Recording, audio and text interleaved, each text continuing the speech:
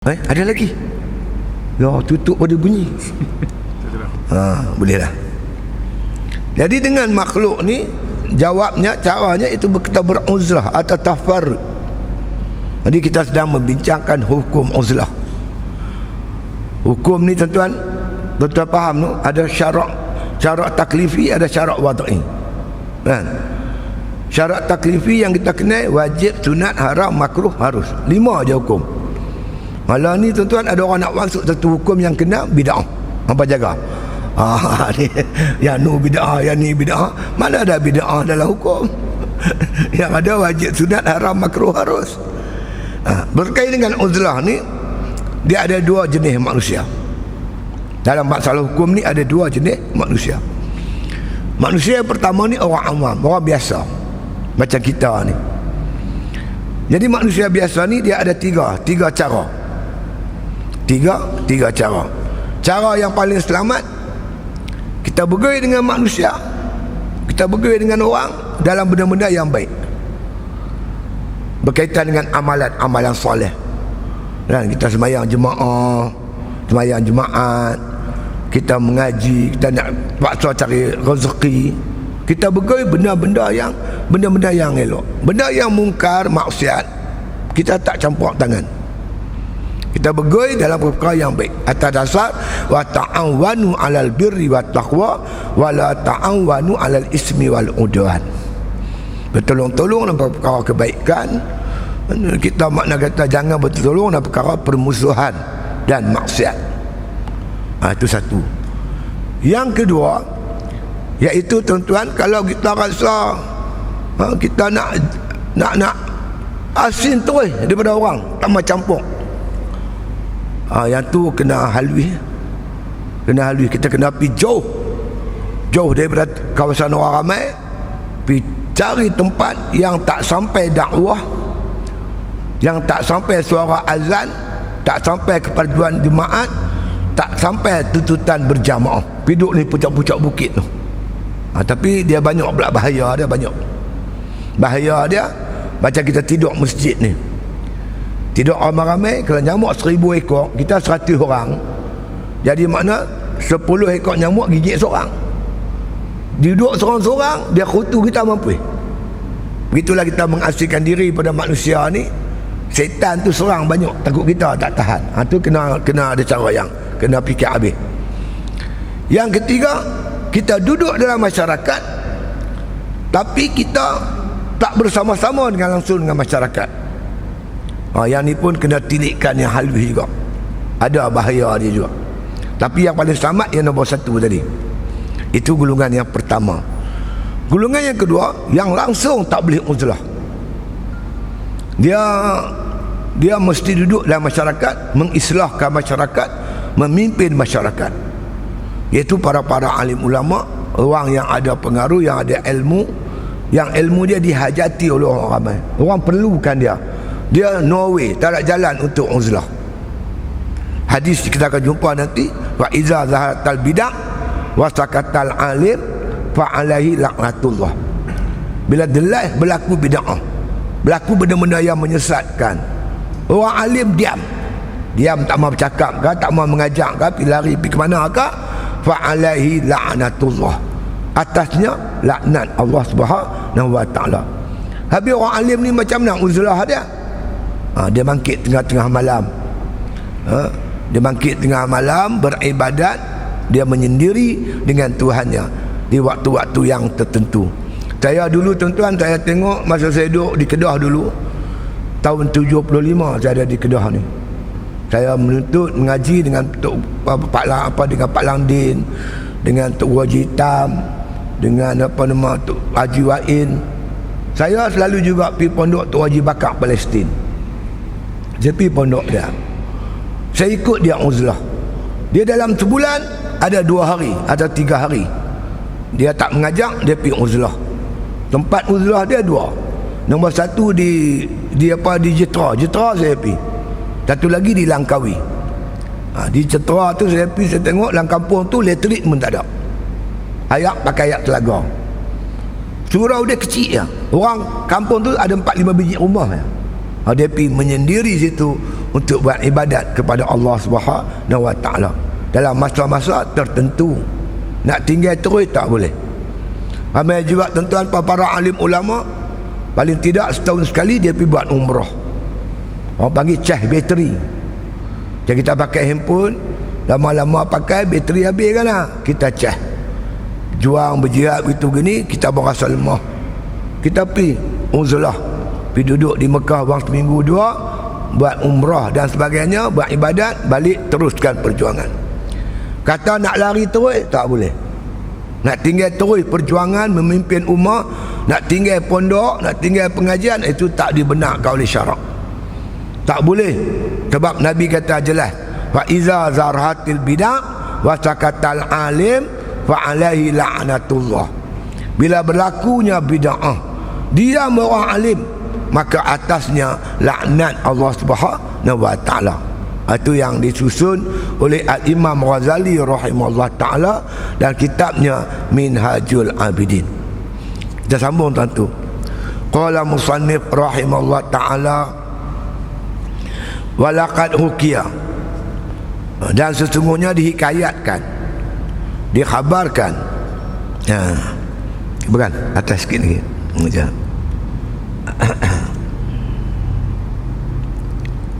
Ya, atas sikit. Falaqad rawaina, sesungguhnya diriwayatkan kepada kami, kata Imam Ghazali, an Rasulillah sallallahu alaihi wasallam annahu qala. Kata Imam Ghazali, sesungguhnya diriwayatkan kepada kami, sesungguhnya Rasulullah SAW telah bersabda. Apa kata Nabi? Iza zaharatil bid'ah, bila telah zahir bid'ah, bid'ah ni makna bid'ah, wasakatal alim, dan diam orang alim, fa'alaihi la'natullah, maka sesungguhnya fa'alaihi, atasnya itu laknat Allah Subhanahu Wa Taala. Bila berlaku bid'ah, bid'ah ni apa tuan? Perkara-perkara yang tidak, makna kata yang menyesatkan. Bid'ah dalalah, bid'ah yang menyesatkan. Kemungkaran, kemaksiatan berleluasa. Tapi orang lain ni bid'ah ni dia duk bisin perkara khilafiyah. Khilafiyah tak boleh kata bid'ah. Bid'ah yang dimaksudkan oleh Nabi ni bid'ah yang menyesatkan. Hukum Allah diubah. Yang halal dah jadi haram, yang haram dah jadi halal. Macam hari itulah saya ingat ada orang sampai cerita kat saya, Dr. Harundin pergi talqin atas kubur di Perlis tu. Orang Perlis kata buat kerja bid'ah. Dr. Harundin kata bid'ah yang besar sekali, orang berzina denda 2,000. Itu bid'ah lah. Bid'ah paling besar, bercanggah dengan Al-Quran Karim. Kan? Orang mencuri potong tangan, kita denda dia 2-3 ribu. Itu bid'ah paling besar. Arak yang hukumnya jelas haram, judi haram, berjalan dengan berleluasa, dibagi lesen, itu bid'ah yang paling besar. Bid'ah terbesar, hukum Allah tak terlaksana di muka bumi Allah. Yang tu patut diperjuangkan. Bukan duk berkelahi pasal usalli, sapu muka. Dia pun main tanya saya, ni boleh ke tak boleh Ustaz? Bagi salam sapu muka. Saya kata memanglah sapu muka lepas sembahyang ni bid'ah. Yang ahli sunnahnya lepas sembahyang sapu pungkok. Assalamualaikum sapu pungkok belah. Itu je ahli sunnah. Sapu muka ni bid'ah. Kita ni tuan-tuan, benda yang tak patut kita berkelahi, kita berkelahi. Tadi ni saya tengok dalam video, dalam Facebook, adalah ustaz terkenal lah, orang hebat, PhD, doktor, memperlekeh-lekehkan sifat 20. Nabi ada ke ajak wujud qidam bakhwa ni? Ada lah. Saya bukan kata setakat wujud qidam bakhwa pun makna tak disusun zaman Nabi. Ilmu tajwid pun belum disusun, ilmu fiqh pun belum disusun. Tapi apakah para sahabat menafikan wujudnya Allah Ta'ala? Adakah Nabi menafikan Allah tu tidak qadim, tidak baqa, wujud qidam baqa? Adakah Nabi kata makhluk ni serupa dengan Tuhan, menafikan mukhalafah? Adakah Allah Ta'ala ni berbilang-bilang? Adakah i'tiqad sahabat Nabi kata Allah bilang? Tidak wahdaniyah. Benda ni semua ada, cuma belum disusun dalam bentuk ilmu, tidak dituliskan kitab. Quran pun zaman Nabi belum ditulis dengan tersusun macam yang kita baca hari ni. Tak salah cerita bodoh macam tu. Oh, dia berkata mereka ni salah. Awak Imam Syafi'i tak salah. Bukan salah. Siapa salah?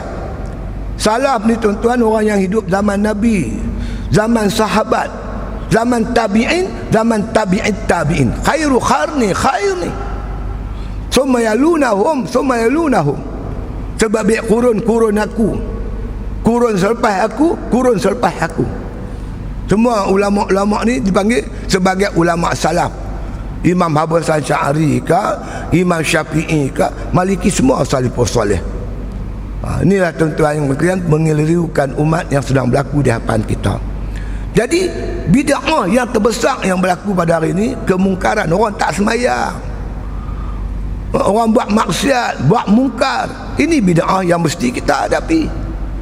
Dan alangkah baiknya kita umat Islam bersatu menentang kemungkaran, kemaksiatan. Kita menegakkan hukum hakam Allah. Ini lebih aula daripada duk bincang benda-benda yang tak berbangkit, tak menjadi masalah sangat dalam masyarakat.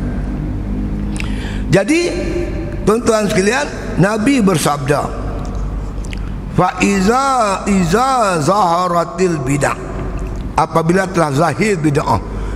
Bid'ah ni bid'ah dalalah, bid'ah yang menyesatkan, yang bercanggah dengan hukum Allah Ta'ala, berlaku terang-terangan. Dia tuan-tuan ada satu maksiat, ada satu lagi mungkar. Maksiat ni orang buat kerja-kerja derhaka pada Allah. Dia minum arak tapi sorok-sorok, itu nama maksiat. Tapi kalau sampai peringkat tuan-tuan jenis not good for you, iklan besar-besaran, kelang arak terjerenguh ada depan kita. Orang bukan judi sorok-sorok, judi pun ada 4 nama ekor, iklan besar-besar. Itu bukan lagi maksiat, itu nama mungkar. Mungkar ni wajib diengkarkan. Nabi kata man ra'a minkum munkara falyughayyirhu biyadihi. Siapa tengok mungkar, dia kena tegah dengan tangan dia, atau dengan lidah dia, atau paling kurang dengan hatinya. Makna mungkar ni yang wajib diengkarkan. Bila telah zahir maksiat ni, itu namanya mungkar. Bila berlaku kemungkaran, kemaksiatan, wasakatal alim, orang alim ambil buat diam, tak mau tegur, buat tak tahu, lari masuk dalam gua-gua berzikir, meratit sana, buat ibadat sendiri. Aku seorang nak masuk syurga, biar mereka masuk neraka, tak apa. Itu tak betul. Apa jadi budak ulama ni, orang alim ni? Kata Rasulullah, fa'alaihi la'natullah, atasnya laknat Allah. Allah laknat dia. Seperti mana disebut oleh Imam Hasanul Banna rahimahullah ta'ala as-syahid. Dia kata apa? Amma wal halu kama naro at-tashri'u fi'liyu fi wadin, at-tashri'u islamiyah fi wadin, wa tashri'u fi'liyu fi wadin akhar. Fa inna qu'udal muslihin anil matalibati bil hukmi jarimatun islamiyatun la yukaffiruha ila nuhud wa istikhlasu wa tanfiz min aidil ladzina la yadiduna bi ahkamil islamil hadith. Kata Al-Banna, adapun suasana yang kamu lihat pada hari ini, syariat Islam, hukum Islam berada di satu sudut, sedangkan undang-undang ciptaan manusia berada di sudut yang lain. Hukum Allah satu sudut. Di mana hukum Allah? Dibaca di masjid, dibaca di pondok-pondok, dibaca dalam kelas-kelas pengajian. Satu sudut yang lain, hukum ciptaan manusia berada satu sudut. Ada di mana? Di Dewan Ahli Parlimen, Dewan Undangan Negeri. Undang-undang yang terlaksana ni bukan hukum Allah, tetapi undang-undang manusia. Ketika itu tetap bercanggah hukum Allah dengan hukum manusia. fa inna qu'udal muslihi animati matalibati bil hukmi jarimatun islamiyatun. Orang yang mengaku dia nak melakukan islah, dia nak buat baik, tapi dia diam saja. Bila hukum Allah tak terlaksana, kemungkaran, kemaksiatan berlaku cara berleluasa, orang yang mengaku dia buat baik, dia ibadat banyak, aku makit tahajud setiap malam, dia tahu nak kopi umrah, tapi dia tak buat kerja untuk menentang kemungkaran, kemaksiatan ini. Kata Sa'albana, jarimatun islamiyatun, dia telah melakukan satu jenayah terhadap agama Allah Subhanahu wa taala. La yukaffiruha illa nuhud. Jenayah ini tidak akan terangkat melainkan dia bangkit, dia berjuang, berjihad, meruntuhkan makna kata hukum jahiliah, ditegaknya hukum Allah Subhanahu wa taala. Itu kewajipan para alim ulama. Ulama tak boleh duduk diam, kena bangkit. Semalam saya syukur tuan-tuan, ulama Kedah pergi ziarah pondok saya. Pertemuan ulama Perak dengan ulama Kedah. Oh, ramai, makmur, meriah, majlis cukup meriah, alhamdulillah. Ulama dah mula sedap. Ulama dah mula sedap betapa pentingnya kita memelihara, menjaga akidah ummah. Itu dia. Ini makna tuan-tuan, tanggungjawab para alim ulama. Nabi sendiri memberi amaran. Ulama tak boleh diam, dia kena bangkit, kena buat kerja, kena buat kerja. Itu dia. Qala musannif rahimahullah ta'ala, hadza iza kana bainahum. Apabila mereka duduk bersama-sama manusia, duduk dengan manusia, kena islahkan manusia. Buatlah pondok. Batu tok kita dulu tuan-tuan, ketika tu negara kita dijajah oleh orang kafir, digajah oleh penjajah. Tok pergi mengaji Mekah, balik buka pondok. Untuk apa? Memelihara akidah ummah. Orang peleceh sifat 20. Saya nak tanya, akidah apa yang Tok Guru tanam semasa negara kita dijajah? Akidah apa? Akidah sifat 20 tu lah. Apa jasa dia? Jasa dia tuan-tuan sedang tak sedang. Negara kita ni dijajah lebih pada 450 tahun. Portugis masuk 1511. Kita merdeka 1957. Mula Portugis, lepas tu Belanda, lepas tu British, lepas tu Jepun, lepas tu Komini, lepas tu British main balik. 450 tahun kita tak dengar seorang pun orang Islam masuk Kristian. Kristian jajah negara kita hampir 5 abad, hampir 500 tahun, tapi kita tak dengar seorang pun orang Islam masuk Kristian. Jasa siapa? Ilmu apa yang Tok Guru sampai? Semua sifat 20. Inilah akidah yang ditanam oleh Tok Guru ke dalam hati umat. Mereka berbenteng di pondok-pondok pusat pengajian. Mana tempat tu ada pondok, orang putih takluk, tak boleh masuk. Begitu juga menuntut kemerdekaan, menentang Malaya Union. Ni Tok Guru pondok ni bangkit lawan Komini. Tok Guru Haji Yahya Kupang, pondok semua ni ulama bangkit lawan Komini. Dia buat peleceh ulama. Mana aku tak geram, aku benda agati di tuan-tuan yang dirahmati Allah kita, tuan-tuan, tak kenal Tok Guru, kita tak tahu. Siapa yang kenal dia tahulah. Balik pada Mekah, tuan-tuan sekalian, lah tak apalah kita pergi mengajak orang, bagi juga sikit duit. Tok Guru dulu apa? Bagi duit. Duduk pondok mengajak bagi petang siang malam. Balik pada Mekah tu, masuk hutan, ajak orang kampung tebang segala batang pokok ni, buat tiang surau, buat surau, didik anak murid, didik umat. Inilah makna kata jasa para alim ulama kita. Jadi kata-kata Imam Ghazali rahimahullah ta'ala, bila mereka ni duduk bersama-sama orang ramai, bersama-sama dengan masyarakat, dia tak boleh makna kata nak mengasingkan diri daripada masyarakat.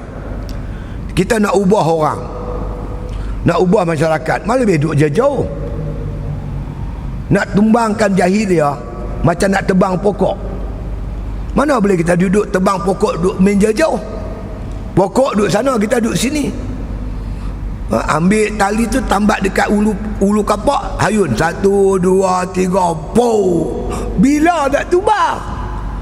Hang kena ambil kapak, pergi kat padu pokok, hayun sampai tumbang. Kita kena dekat dengan masyarakat. Barulah masyarakat boleh kita bentuk jadi elok. Kita minja jauh tak boleh.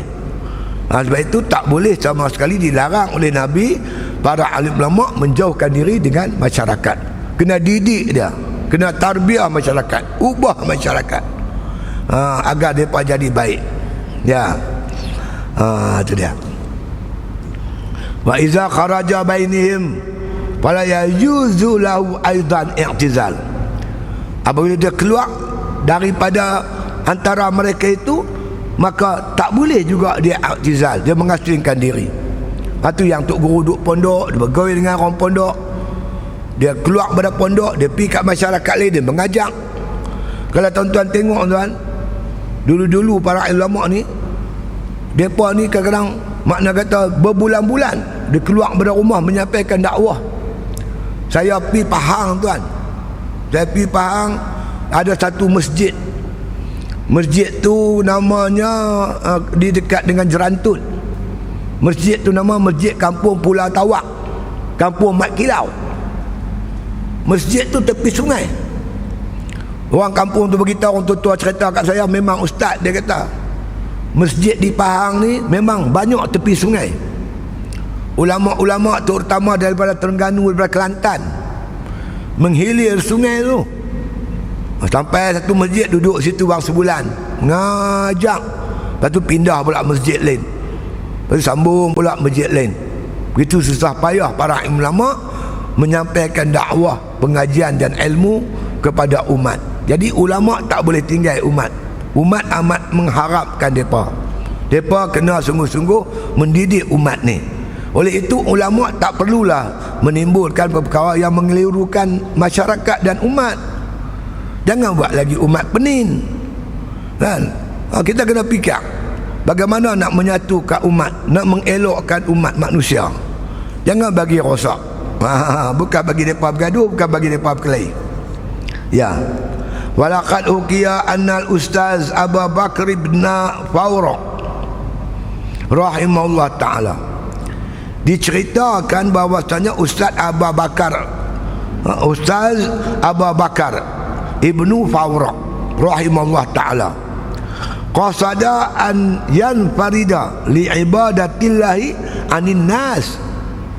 Dia ni Ustaz Abu Bakar ni, dia mengkhasadkan nak meninggalkan manusia, nak uzlah daripada manusia ramai, nak menumpukan ibadat kepada Allah Subhanahu wa ta'ala.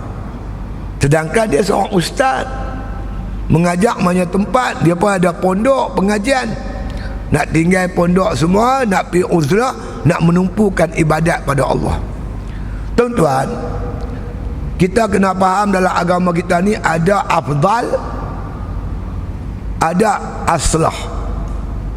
Afdal dan aslah. Dan memang tak dapat kita nafi, kalau kita menyendiri menumpukan ibadat pada Allah Ta'ala, memang afdal, pahala banyak. Tetapi dalam masa yang sama kita kena mengislahkan masyarakat, kena perelok masyarakat. Mengelokkan masyarakat itu namanya aslah. Itu namanya aslah. Kena islahkan masyarakat. Sebab kita orang yang ada ilmu.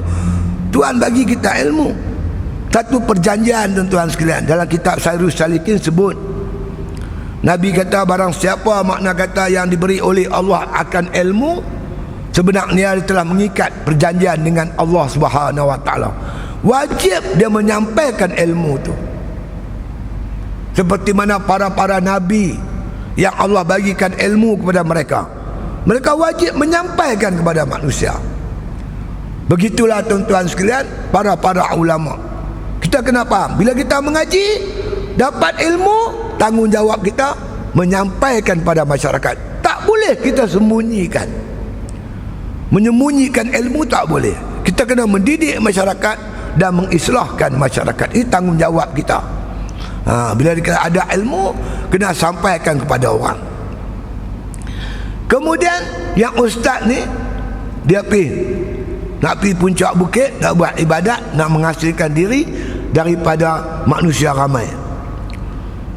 Fa baina ma huwa fi ba'dil jibal iz sami'a, makna kata sautan.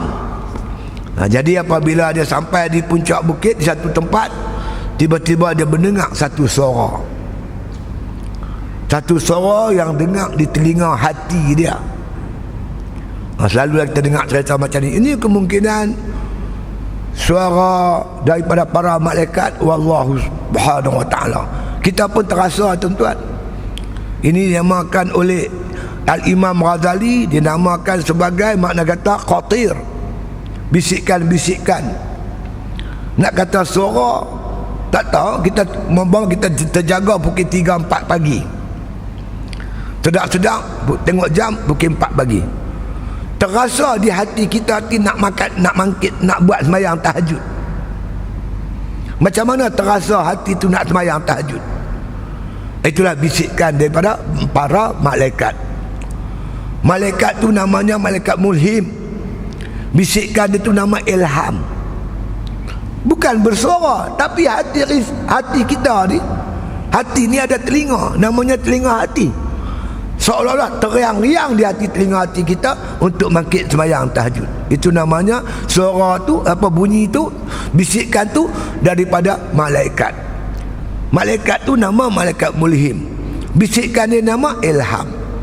Itu namanya ilham. Jadi tok syekh kita ni, bila dia masuk dalam hutan untuk menyendiri, tiba-tiba iz sami'a sautan yunadi, tiba-tiba dia mendengar macam satu bisikan yang menyeru kat dia, yang terdengar di telinga hati dia. Apa katanya? Ya Aba Bakr, iza sirta min hujajillah ala khalqihi tarakta ibadallah. Wahai Abu Bakar, apabila engkau telah menjadi hujajullah. Hujajullah ni mana? Hujah Tuhan. Kamu boleh mengajak orang, kamu boleh menyampaikan kalam-kalam Allah, kamu boleh menyampaikan ilmu-ilmu Allah ni kepada manusia. Tiba-tiba kamu tinggalkan mereka, kamu pergi beribadat kepada Allah. Patutkah macam ni? Bukan semua orang boleh mengajak, tuan-tuan. Tak semua orang. Kalau orang pergi pondok, umpamanya kita kata mengaji 100 orang, yang boleh mengajak tak ada 100. Ada orang mengaji untuk diri dia, lepas lah. Kata nak mengajak orang, dia tak mampu. Bukan semua orang boleh mengajak. Allah pilih. Tiba-tiba Allah pilih kamu jadi hujajullah. Orang nak membela agama Allah, nak mengajak ilmu Allah bagi. Tiba-tiba kamu sanggup tinggalkan manusia ni. Pasal apa? Kan? Awak buat macam ni, tak patut buat macam ni. Kerana bukan semua orang boleh jadi orang macam ni. Bukan semua boleh mengajak. Setengah-setengah orang je. Jadi ini nikmat Allah Ta'ala bagi kat kamu. Kenapa kamu sanggup tinggalkan manusia ni semua? Itu dia. Faraja'a wa kana hazihi sababa suhbati lil khalq. Maka dia baliklah ke tempat asal dia. Maka inilah sebab di antaranya dia bersahabat dengan manusia. Kita kena pandang kesian, tuan-tuan. Kita kena kesian kepada orang. Kita tengok orang tak semayang, kita kena ada kesian. Jangan kita kesian kat anak kita saja. Orang ni pun anak-anak kita juga. Tuan-tuan tak kesian kan tengok orang tak semayang? Saya kesian tengok orang berjudi, minum arak. Kita kesian, tuan-tuan. Fikir macam mana nak selamatkan umat ni. Ad-dalu alal khairi kafa'ili. Siapa makna kata yang tunjuk jalan kebajikan pada orang tu jadi baik, dia buat, kita dapat pahala macam dia buat. Banyak pahala dah. Kita kena pandang dengan penuh makna kata kesian belah kepada manusia yang ada depan kita. Kan? Depa pun, tuan-tuan, kalau depa pun, tuan-tuan sekalian, faham macam kita faham, Dia tak duduk macam tu. Kita pun kalau tak faham macam dia tak faham, kita pun jadi macam dia. Kalau Tuhan tak bagi taufik kat kita, kita pun macam dia. Tapi Allah bagi kita taufik. Kita kena makna selamatkan umat ni semua. Tak boleh lari meninggalkan umat, tak boleh. Oh, lari tinggal orang di AP gelak. Di AP kata lega aku. Jangan buat macam tu. Wa zakarali, ya, Ma'mun Ibnu Ahmad rahimahullah, annal ustaz Aba Ishaq rahimahullah qala li'ubadi jabali Lubnan.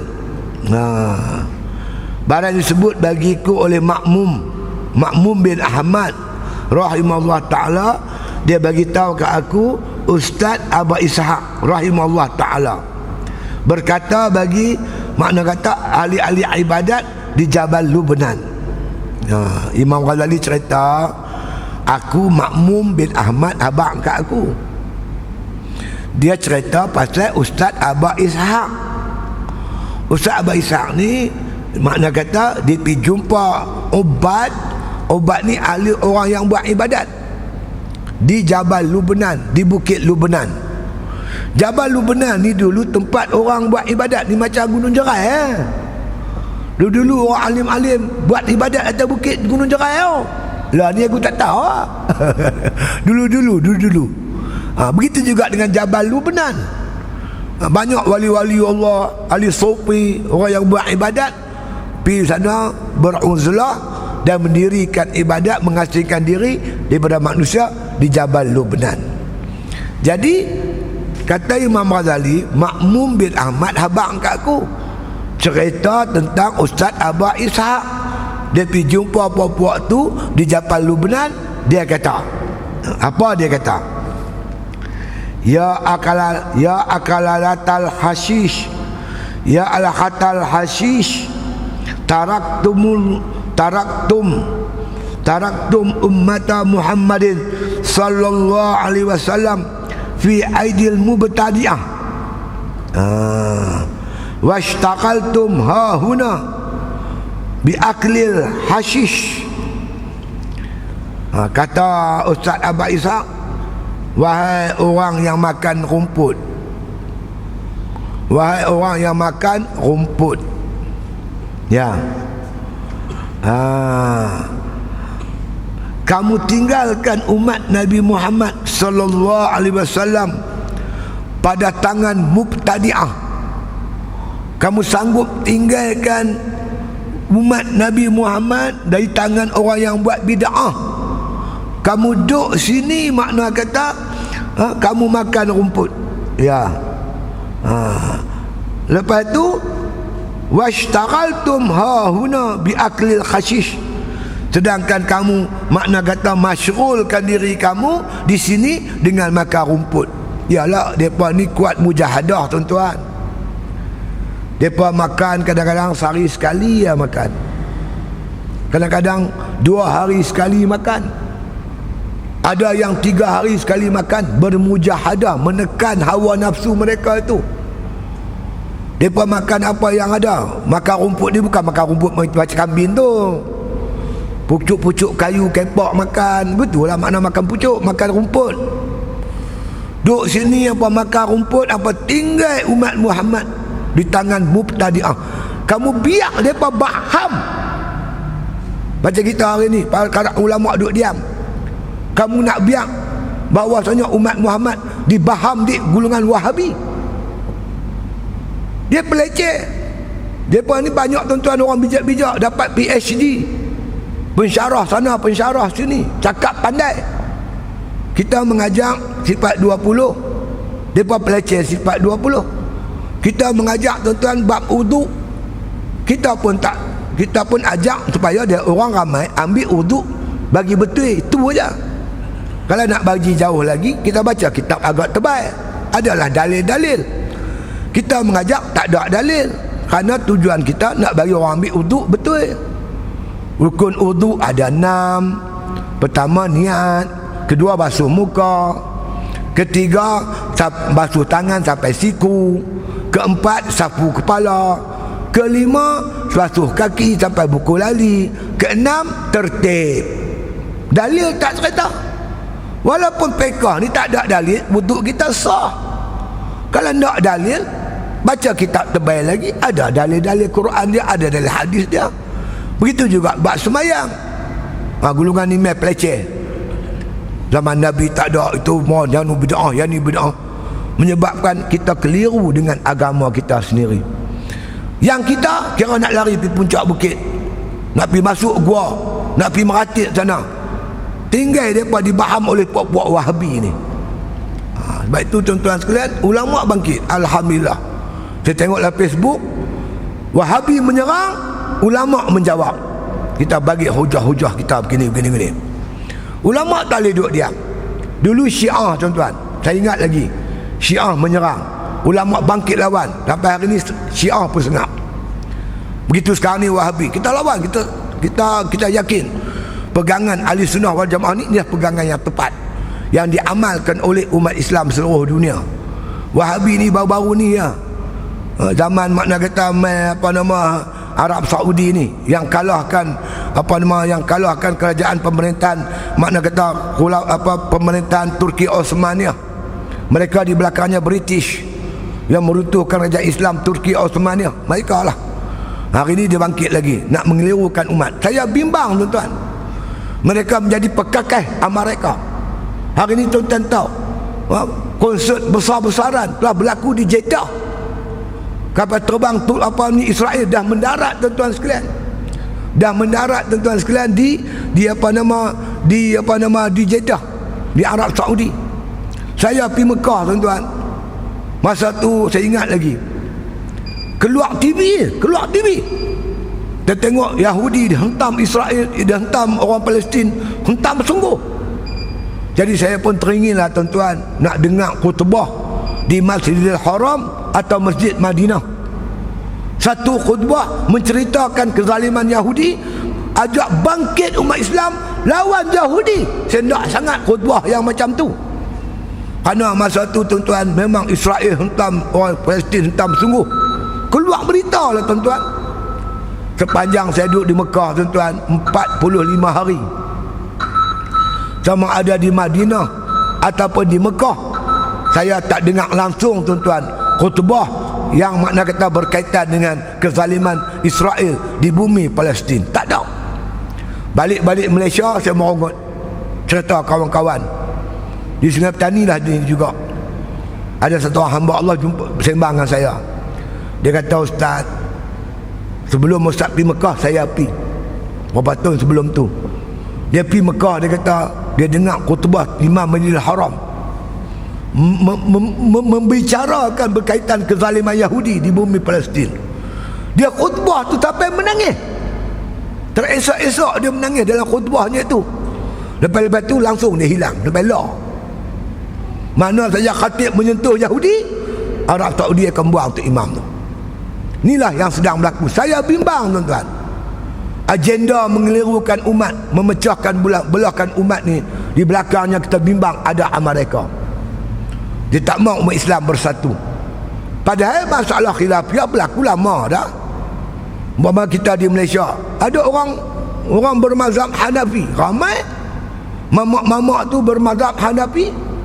Di Pulau Pinang ramai mamak Hanafi. Tak timbul pun Hanafi dengan Syafi'i, tak timbul masalah. Berapa lama tak timbul masalah. Biasalah, ikhtilaf fil ummati rahmah. Khilaf umat aku ni rahmah. Tapi khilaf yang berlaku dibawa oleh Wahabi ni dalam bentuk menyerang umat Islam, menyerang akidah Ahli Sunnah wal Jamaah. Yang ni yang kita jadi kita bimbang. Kita bimbang di sebalik mereka itu ada kuasa lain, ada benda lain, ada agenda lain. Saya bimbang macam tu. Apabila kita melihat sikap Arab Saudi pun kita pening dalam menangani isu Syria, contoh, menangani isu umat Islam di Asia Barat, contoh. Bukan dalam bentuk menyatukan umat, tetapi dalam bentuk makna kata memecah belahkan umat, berperang sama sendiri sampai sekarang, berbunuh-bunuhan dan sebagainya. Jadi ulama tak boleh biar buat-buat ni di tangan orang-orang yang macam dia. Kena bangkit menyedakkan umat, membina umat. Itu dia. Jadi apabila dia kata macam tu, wahai makna kata orang yang memakan rumput, kamu tinggal umat Muhammad di tangan mubtadi'ah, di tangan orang berbid'ah, kamu duduk sini duduk makan rumput. Patut kau buat macam ni? Itu dia. Maka kata Imam Ghazali rahimahullah ta'ala, taraktum ummata Muhammadin sallallahu alaihi wasallam fi aidil mubtadi'ah. Kamu sanggup tinggal umat Muhammad di tangan orang yang melakukan bid'ah, ya. Washtaghaltum hahuna bi aklil hashish, dan kamu berbimbang-bimbang menyibukkan diri dengan memakan rumput. Tak patut kamu buat macam ni. Apa mereka jawab? Qalu lahu, maka berkatalah para ubat di Lubnan ni yang buat ibadat ni, inna la taqwa ala sohbatin nas.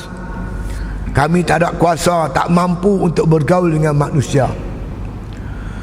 Kita nak bergaul dengan orang ni tuan-tuan, Masya Allah, bukan senang. Macam apa dihadapi oleh para alim ulama sekarang ni. Saya buat contoh Tok Guru Haji Hadi.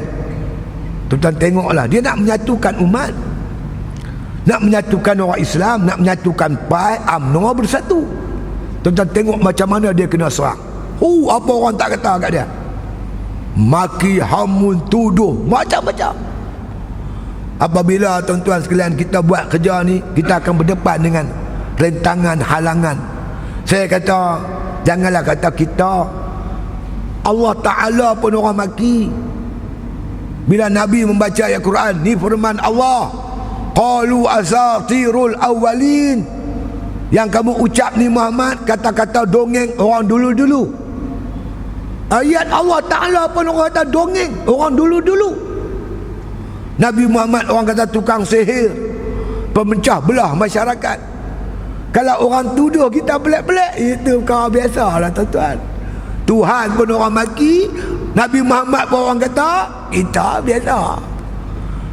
Baik, itulah tuan-tuan pesan Asad Al-Banna. Bila kita bergaul dengan masyarakat, kita nak mengislahkan masyarakat, pegang ni baik-baik. Dia kata, kunu ma'an nasi kasyajar yarmunahu bil hajar wa yarmihim bis samar. Jadikanlah diri kamu dengan orang yang kamu didik itu laksana pokok buah-buahan. Dia suruh kita jadi macam pokok yang ada buah, pokok mempelam, pokok jambu. Yarmunahu bil hajar, pokok ini dilontar dengan batu. Wa yarmihim bis samar, dia lontang orang dengan buah. Orang balin dia batu, dia balas balik dengan buah. Orang tuduh kita macam-macam, kita bagi nasihat kat dia. Hasan Syekh Qutb rahimahullah ta'ala mengingatkan kita, az-zulumu qad yatulu walakinahu la yadum, al-haqqu qad yad'ufu walakinahu yantasir.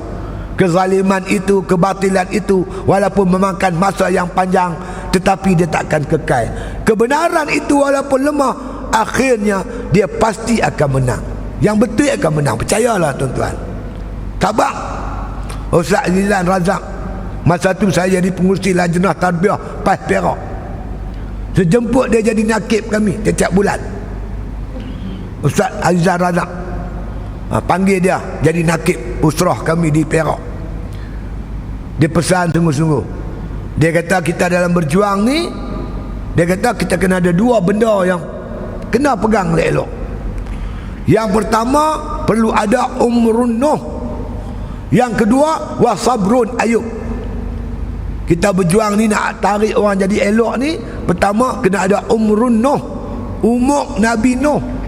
Maknanya memerlukan masa yang panjang. Orang nak berubah ni kena masa yang panjang. Ambil masa, bukan dengan cepat dia berubah, tak boleh. Yang kedua, wasabrun ayub.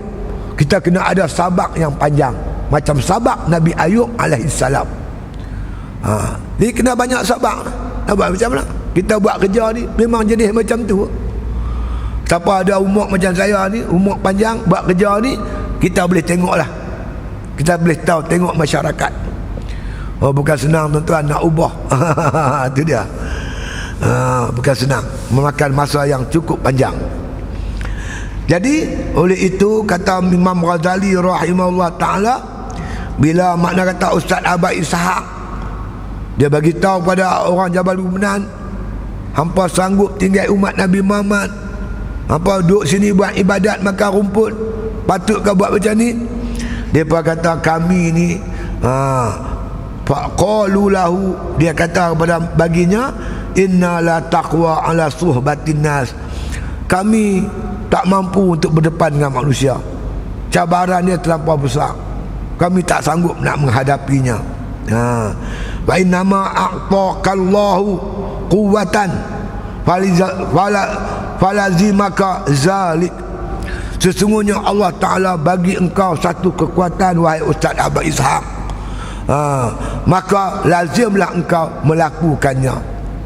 Kau ada ilmu yang banyak, kau ada kekuatan, kesabaran yang tinggi, bimbinglah manusia. Kami tak mampu, kami tak upaya, kami terpaksa menyelamatkan diri kami daripada kemungkaran dan kemaksiatan. Jadi rupanya kerja ni tuan-tuan bukan semua orang boleh buat. Cukup payah tuan. Saya dulu buat masjid di pondok saya. Buat masjid tuan. Buat tuan, duit dah habis. Masjid dekat dah siap dah. Hutang tuan-tuan di bank, hutang dekat apa pembekal ni, pembekal pasyak apa semua ni, hutang dekat 30,000. Duit tak ada. Nak buat macam mana? Ya tak ya tuan-tuan, saya ada geran tanah pak saya punya. Saya ni oleh anak lelaki yang tua, adik-beradik amanah kat saya lah. Pergi cari kawan, siapa boleh bagi pinjam. Dia berkata boleh lah Ustaz, tapi kena ada cagaran. Yang tu aja, geran tanah tu ada. Dia letak sandak geran tu, dapat 30,000. Bayar duit pada hardware. Macam tu tuan. Macam mana kita nak buat ekonomi pondok? Saya belah ayam tuan. Belah ayam. Belah ayam, ayam kita belah, ayam kita sembelih, ayam kita proses. Mesin, pakai mesin. Saya pergi duduk satu hari tempat orang proses ayam.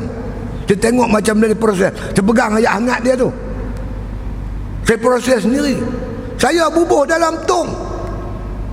Masa tu seorang-seorang kerja, tarik naik tong. Ada satu hari tuan nak tarik tong tu, nak buat turun tong, terpelanting saya jatuh ke belakang. Oleh kerana tuan-tuan duk tarik tong, nak tarik tu, saya teran kuat-kuat. Akhirnya saya kena buasir sampai lah. Saya pergi tanya tukang urut. Dia berkata, Ustaz gua ada buat kerja keras, tahan ni. Dia kata memanglah, dulu saya buat kerja seorang. Ni baru ada pembantu. Masa dulu saya buka tahfiz. Tahfiz ni budak-budak kecil-kecil. Macam mana kita nak bawa tolong kita? Bila kita buat pondok, barulah ramai budak-budak besar boleh bantu kita. Saya tumpah Ustaz Nikmat sebelum saya buat pondok. Ustaz Nikmat kata entah boleh buka, dia kata, tapi entah kena bersedia tak tukar kancing perang. Tahu kancing perang? Baju dalam tu. Nak bayar gaji guru, nak bayar bil api, nak bayar bil air. Kita fikir semua tuan, sampai terlupa baju dalam kita berlubang. Itu dia. Jadi kalau kita nak buat kerja ni bukan semudah itu tuan-tuan. Cukup payah. Kena sabar yang tinggi, malam-malam minta doa pada Allah, bantu kita, tolong kita.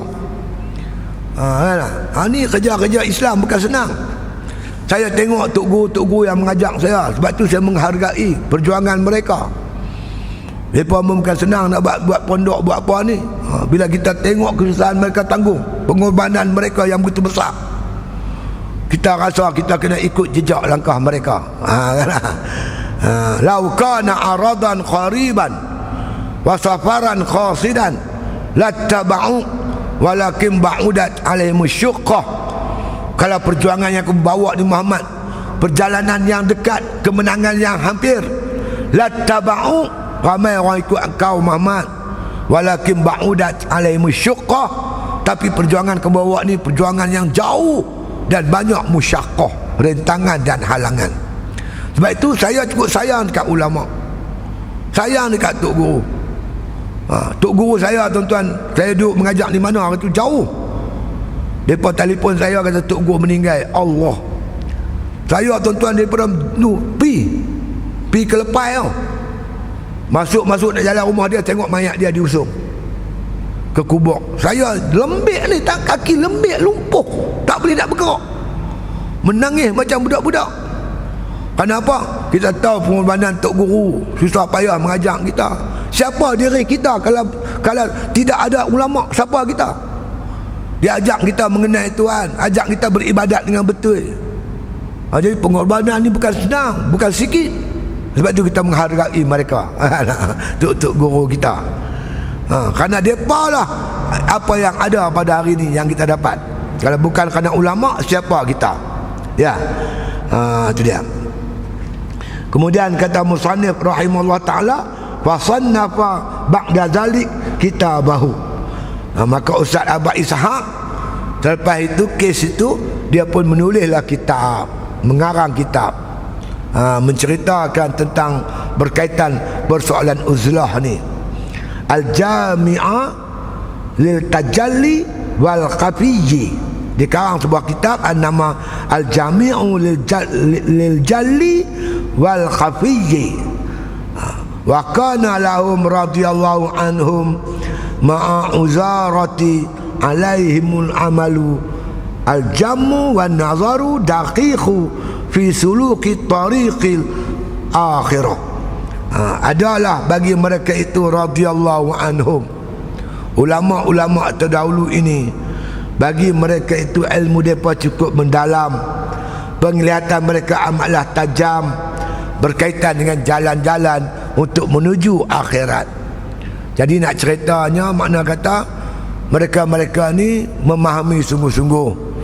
Sebagai seorang ulama, dia mempunyai tanggungjawab yang berat dalam mendidik umat. Perlu sabar yang tinggi, perlu jiwa besar, tak boleh marah, tak boleh kasar, kena lemah lembut, supaya makna dapat mendidik umat ke jalan yang bahagia. Cumanya saya minta tuan-tuan sekalian lah, kan, kita makna kata kita perlu sedar bahawasanya ulama banyak jasa kat kita. Ulama-ulama ni banyak jasa sangat kat kita. Mereka sayang kat kita lebih daripada sayang daripada diri mereka sendiri. Sebagai balasannya, maka kita juga bersama-sama para alim ulama. Saya nak bagi tahu tuan-tuan, penjajah begitu lama mencari jalan untuk makna menanamkan bibit-bibit kebencian pada para alim ulama. Mereka tahu benteng umat ni ulama. Bila umat bersama ulama, umat akan pertahankan Islam. Mereka cuba berhabis-habisan, tak boleh. Saya baca satu cerita tuan-tuan, seorang ulama terkenal, pengarang kitab Sabilal Muhtadin, Syekh Arsyad Al-Banjari. Dia mengaji dengan Syekh Abdul Samad Palembang, Syekh Daud Al-Fatani mengaji di Mekah. Tapi bila balik daripada Mekah, Syekh Abdul Samad, tuan-tuan sekalian, dia makna kata duduk di Palembang. Apa nama Syekh Daud, dia duduk di Patani mengajak di sana. Arsyad Al-Banjari buka pondok di Banjar, di Kalimantan. Di antara tuan-tuan ulama-ulama ni yang dicurigai oleh Belanda ialah Arsyad Al-Banjari. Murid dia puluh-puluh ribu tuan. Pondok dia ramai orang. Jadi Belanda cuba cari jalan macam mana nak hapuskan pengaruh Syekh Arsyad Al-Banjari. Satu hari Belanda buat program. Dia panggil pembesar-pembesar Indonesia duduk di dewan. Lepas tu dia panggilnya Arsyad Al-Banjari. Syekh Arsyad Al-Banjari pun main lah ke tempat tu dengan anak murid dia. Dia masuk-masuk duduk di tempat dia. Dia tengok di atas meja ada sebiji nyok, sebiji kelapa nyok. Belanda tanya dia, "Tuan Syekh, ini apa?" Syekh Arsyad Banjari kata, "Kelapa." "Dalam kelapa ada apa?" Arsyad Al-Banjari kata, "Dalam kelapa ada air, ada ayak." "Dalam ayak ada apa?" Syekh Arsyad Banjari kata, "Dalam ayak ada ikan." bakat gelak lah. Dia bergelak-gelak kat dia. Dia suruh anak murid dia balik rumah ambil golok mai. Anak murid dia pergi ambil golok. Dia pegang golok, ja'al haq wa zahaqal batil innal batila kana zahuqa. Allahu akbar. Pom, dia belah buah nyok. Belah-belah tuan-tuan, buah nyok terbelah dua. Keluar ayak. Tiba-tiba ada seekor ikan tergedik-gedik dalam buah kelapa tu. Mati angin melanda. Tuan-tuan. Jadi makna kata ulama-ulama dulu Allah bagi mereka karamah. Indonesia ulama memimpin, di Malaysia ni ulama. Kan? Semua pertahankan, makna kata menjaga umat sepanjang tuan-tuan sekalian selama negara kita dijajah oleh penjajah Kristian, sama ada British, Belanda dan sebagainya. Jadi di zaman penjajahan, penjajah tak mampu melunturkan keyakinan umat kepada ulama. Tapi hari ini tuan-tuan, yang cuba melunturkan keyakinan umat pada ulama, orang Islam sendiri. Ni yang masalah yang berlaku di hadapan kita. Tapi kita yakin ramai lagi umat Islam akan bersama-sama dengan para alim ulama, insya-Allah, mudah-mudahan. Jadi kita berhenti tang ni dulu, insya-Allah kita akan sambung masa akan datang jika diizin oleh Allah.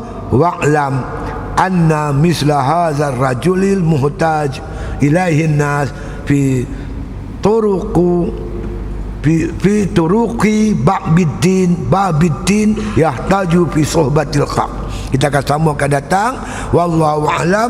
Al-Fatihah.